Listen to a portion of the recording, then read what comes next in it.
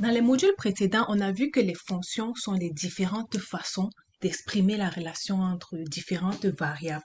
On a parlé également des différents types de fonctions, mais dans ce module, nous allons parler de quelques propriétés des fonctions telles que la monotonicité, la continuité, la concavité et la convexité. C'est quoi donc la monotonicité? Une fonction, elle est dite monotone lorsqu'elle est continuellement croissante ou continuellement décroissante. Dans ce cas présent, nous avons une fonction qui est continuellement croissante.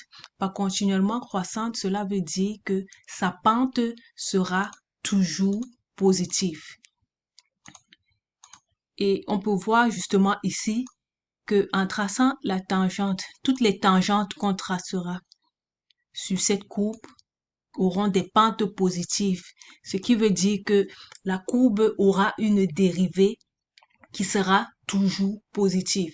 Une courbe donc monotone croissante aura sa dérivée toujours positive, alors qu'une courbe monotone décroissante aura sa dérivée toujours négative. Cette autre fonction que nous voyons ici n'est clairement pas monotone parce que sur un bras de la courbe, elle est décroissante, ensuite elle devient croissante, puis elle devient décroissante.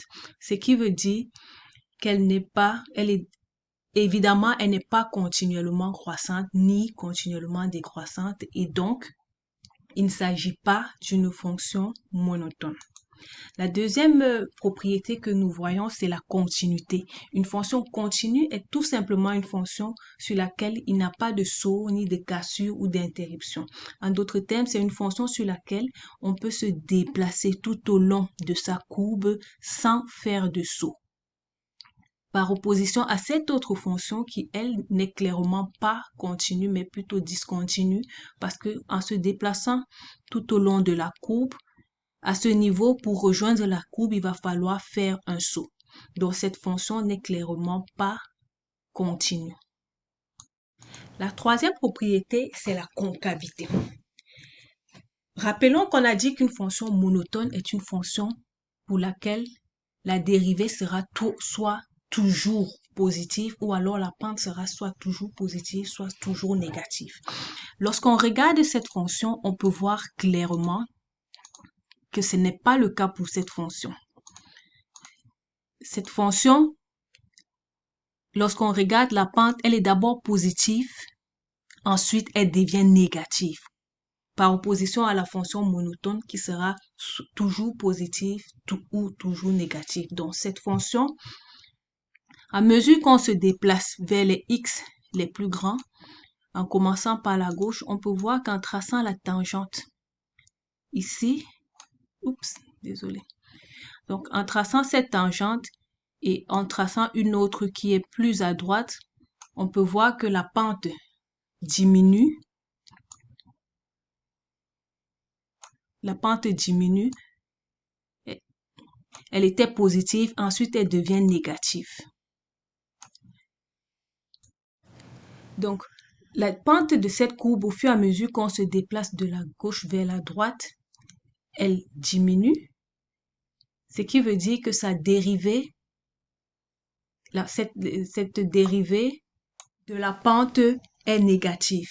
La dérivée de la pente négative veut dire que la dérivée de la dérivée est négative parce que la pente, rappelons-le, est une dérivée comme nous l'avons vu dans les modules précédents. Donc, cette fonction a clairement une pente qui décroît à mesure qu'on s'avance vers les x les plus grands. La pente en elle représente la dérivée de la fonction. Ça veut dire que la dérivée de la dérivée est négative. Donc, pour une fonction concave, la propriété, c'est qu'elles ont leur dérivée seconde négative. Qu'en est-il des fonctions convexes?